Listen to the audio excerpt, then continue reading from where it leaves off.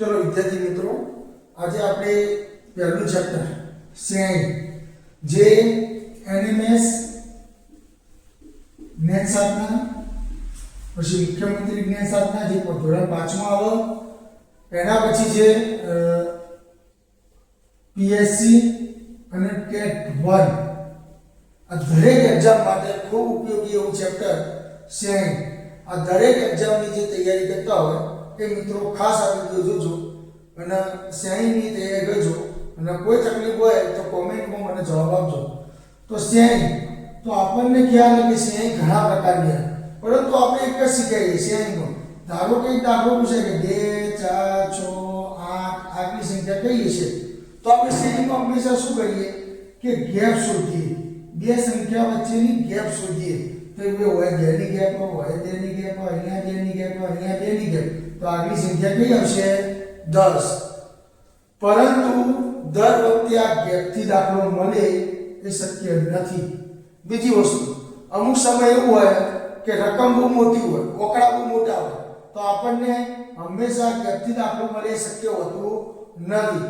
એટલા માટે આપણે એના માટે થોડી રીત શીખવાની જરૂર છે કે દર વખતે ગેપની જગ્યાએ શ્રેણી કેટલા પ્રકારની હોય, કઈ કઈ હોય અને એને કેવી રીતના સમજવું એ આપણે પહેલા શીખીશું. તો શ્રેણી ઘણા બધા પ્રકારની છે.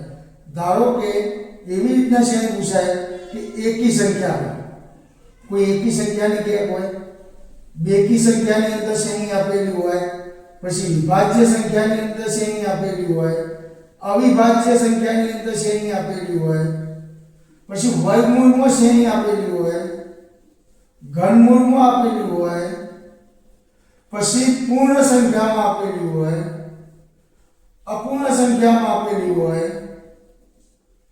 આ રીતે અલગ અલગ પ્રકારે શ્રેણી ઘણા પ્રકારની આપેલી હોય.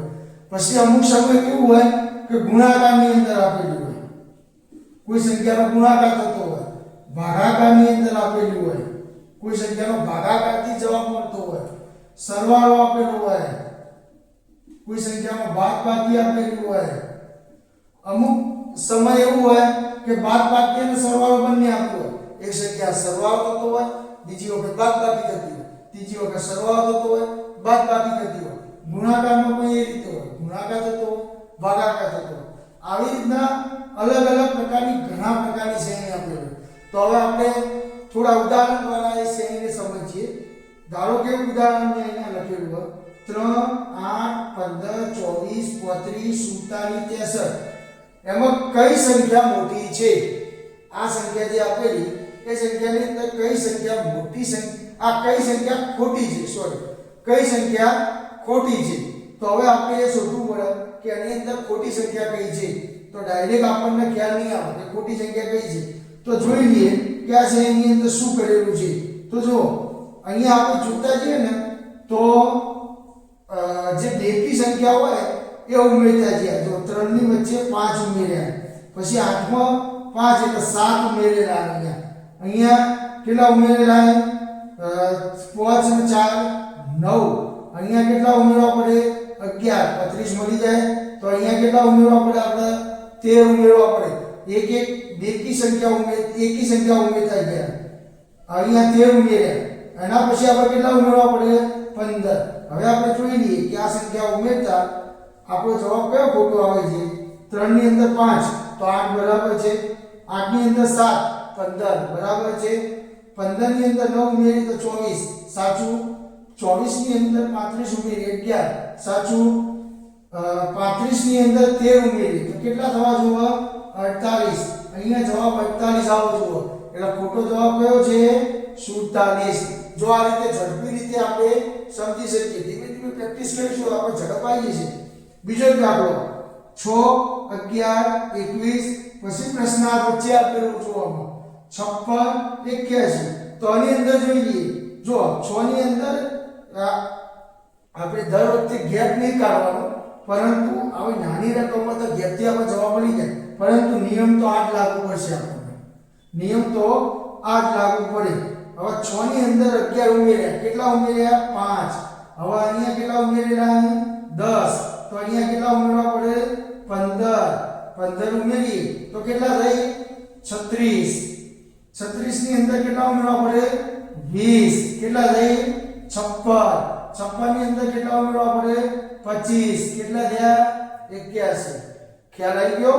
આની અંદર આપણે 5 5 ની સંખ્યા ઉમેરીએ. પહેલા 5 ઉમેર્યા, પછી 10 ઉમેર્યા, પછી 15 ઉમેર્યા, એટલે 5 ના ગુણાંકની અંદર સંખ્યા ઉમેરી છે. હવે એક બીજો દાખલો છે 4 6 9 13 18. તો આની અંદર શું કરીશું? જો અહીંયા પહેલા 2 ઉમેર્યા છે, એના પછી કેટલા ઉમેર્યા 6 3 9 9 4 પછી 5. હવે કેટલા ઉમેરીશું 6. લાઈનસર જે પૂર્ણ સંખ્યા છે ઉમેરતા જાય 2 3 5 9 6, એટલે આગલી સંખ્યા કઈ આવશે 24. ખબર પડી ગઈ વિદ્યાર્થી મિત્રો? આવા દાખલાની આપણે જો પ્રેક્ટિસ કરતા રહીશું તો આપણને સરળતાથી ખબર પડી જશે. જો આની અંદર આપણે ખોટી સંખ્યા હતી એ શોધી, એટલે આની અંદર કઈ હતી અવિભાજ્ય સંખ્યાઓ હતી અને બેકી સંખ્યાઓ હતી. આની અંદર આપણે જોયું તો આની અંદર 5 ના ગુણાકારમાં 5 તો તફાવતવાળી સંખ્યાઓ હતી. આની અંદર પૂર્ણ સંખ્યાઓ હતી લાઈનસર. આવી જ ઘણી બધી રીતો આપણે જોતા રહીશું અને સમજતા રહીશું. તો તમે મારી ચેનલને લાઈક અને સબસ્ક્રાઇબ અને શેર કરતા રહેજો, જેથી આપણે ટેટ 1 એનએમએસ વિજ્ઞાન શાસ્ત્રના મુખ્યમંત્રી વિજ્ઞાન શાસ્ત્ર અને પીએસસી અને સાથે સાથે નવોદય આ તમામ એક્ઝામોની તૈયારી એક જ વિડિયોની અંદર આપણે થતી રહેશે, કારણ કે આ ચેપ્ટર બધી પરીક્ષામાં પૂછાય છે. આભાર.